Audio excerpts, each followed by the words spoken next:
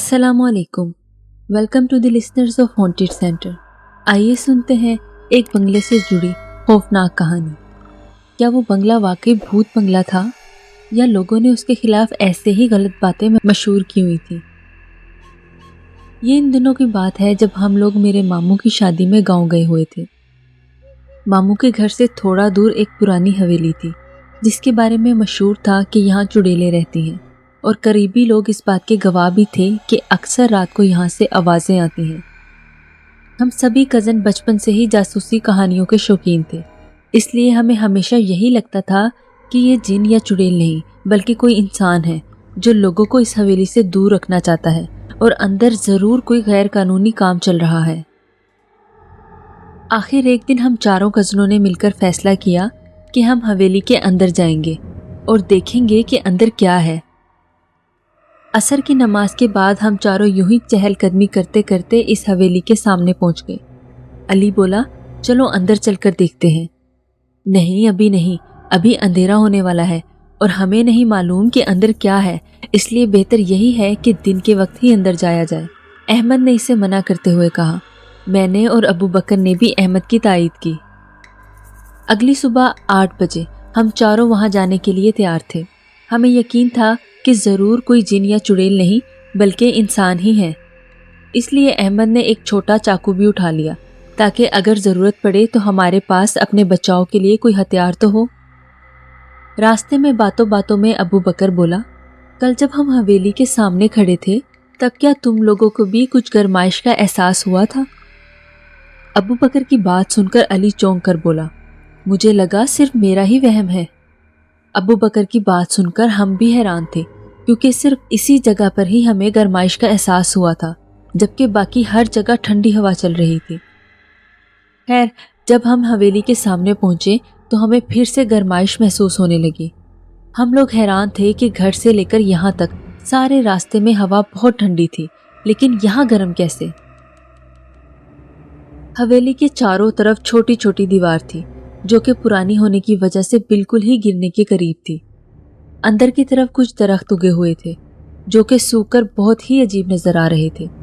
2 मंजिला पुरानी इमारत थी जिसमें अब चमगादड़ों की आवाजें आ रही थी। इमारत का दाखिली दरवाजा लकड़ी का बनाया गया था जो कि अब सिर्फ एक हल्के से धक्के से नीचे गिर गया था। दरवाजा गिरने की आवाज से बहुत सी चमगादड़ें शोर मचाती हुई बाहर निकल आईं। हम लोग अंदर दाखिल हो गए।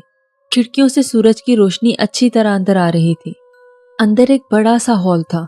सामने दाएं और बाएं तरफ से 2 सीढ़ियां ऊपर की तरफ जाकर मिल रही थी। हम चारों ने पहले हवेली के निचले हिस्से का मुआयना किया, फिर ऊपर की मंजिल की तरफ बढ़ने लगे। वहां भी अच्छी तरह हर चीज को देखा, लेकिन ना तो हमें कोई भूत चुड़ैल नजर आए और ना ही किसी इंसान की मौजूदगी के निशानात मिले। कुछ देर पहले इस हवेली के मुतल्लिक जो खौफ हमारे दिल में था, अब यहाँ कुछ भी ना पाकर वो खौफ खत्म हो चुका था। अब हम हंसी मजाक करते हुए सीढ़ियों से नीचे की तरफ जाने लगे। जब हम नीचे पहुंचे तो सामने का मंजर देखकर हमारी ऊपर की सांस ऊपर, नीचे की सांस नीचे ही अटक गई, क्योंकि अब इस पुराने और मिट्टी से भरे हुए हॉल की जगह एक खूबसूरत और चमकदार हॉल था। फर्श पर सफेद चमकदार पत्थर था। हॉल के बिल्कुल दरमियान में काले पत्थर से एक बड़ा दायरा बनाया हुआ था और इसमें एक सितारा। हॉल के सारे खिड़कियां दरवाजे बंद थे और दीवारों के साथ थोड़े थोड़े फासले पर मोमबत्तियां रखी हुई थी। हम लोग डर के मारे वापस ऊपर भागे। ऊपर भी ऐसी ही हालत थी। जो दीवारें चंद मिनट पहले गिरने के करीब मालूम हो रही थी, अब वो बिल्कुल नई और चमकदार थी। हम चारों छत की तरफ भागे कि शायद वहां से रास्ता मिल जाए, लेकिन हम पर हैरतों के पहाड़ तब टूटे जब छत पर पहुंचकर हमने देखा कि दूर दूर तक सिवाय घने जंगल के और कुछ भी नहीं है। आसमान पर काली घटाएं छाई हुई थी। हम अभी खौफजदा नजरों से इधर उधर ही देख रहे थे कि जोरदार कहकों की आवाजें चारों तरफ से गूंजने लगी। साथ ही चारों तरफ दरख्तों से हजारों बड़ी बड़ी चमगादड़ें उड़कर हमारी तरफ बढ़ने लगी। हम चारों ने वापस नीचे की तरफ दौड़ लगा दी।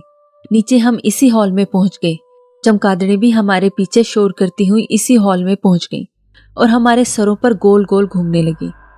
खौफ से हमारी जबानें गंग हो चुकी थी, जबकि चमगादड़ों का शोर बदस्तूर तेज से तेज होता चला जा रहा था। خاموش! اچانک ایک آواز گونجی جس سے سارے چمگادڑ یکدم سناٹے میں آ گئے اور دیواروں کے ساتھ چپک کر بیٹھ گئے۔ جیسے ہی ہمارے سامنے کچھ دیر کے لیے ایک تیز روشنی چمکی جس سے ہمیں آنکھیں بند کرنی پڑی، اور جب آنکھیں کھولی تو سامنے کالا لباس پہنے ایک شخص کھڑا تھا۔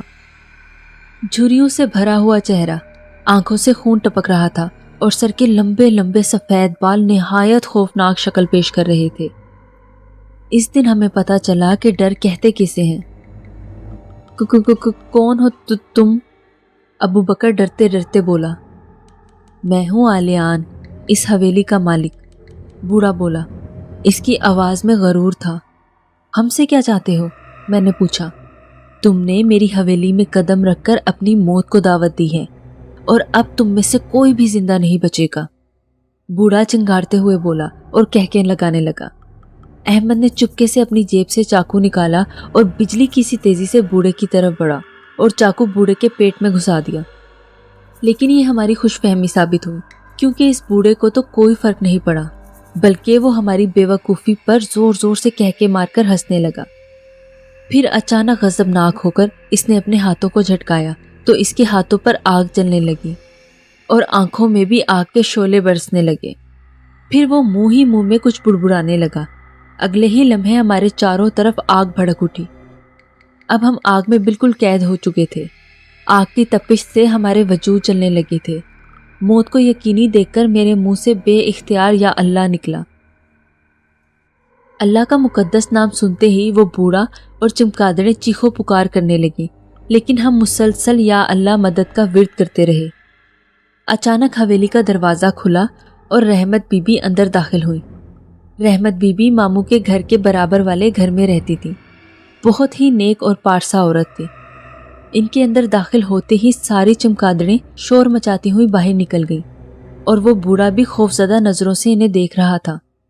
رحمت بی بی نے آہستہ آہستہ کچھ پڑھ کر اس بوڑھے کی طرف پھونکا تو بوڑھے کی فلک شگاف چیخیں ساری حویلی میں گونجنے لگی اور اس کی آنکھوں، ناک اور منہ سے لاوا نکلنے لگا اور دیکھتے ہی دیکھتے وہ راکھ کا ڈھیر بن گیا اور ساتھ ہی ساری حویلی بھی پہلے جیسی پرانی ہو گئی۔ سب کچھ پہلے جیسا ہی تھا۔ ہم نے چاروں طرف دیکھا لیکن رحمت بی بی کہیں دکھائی نہ دی تو ہم نے گھر کی طرف دوڑ لگا دی۔ گھر پہنچ کر ہم نے ساری بات بتائی اور پوچھا رحمت بی بی کہاں ہے، ہمیں ان سے ملنا ہے۔ گھر والوں نے جو بتایا وہ سن کر ہم سکتے میں آ گئے کہ رحمت بی بی کا کل رات انتقال ہو گیا اور صبح ان کا جنازہ پڑھا کر تدفین بھی کر دی گئی ہے۔ ایسی ہی دلچسپ اور خوفناک کہانیاں سننے کے لیے ہانٹڈ سینٹر کو سبسکرائب کیجیے۔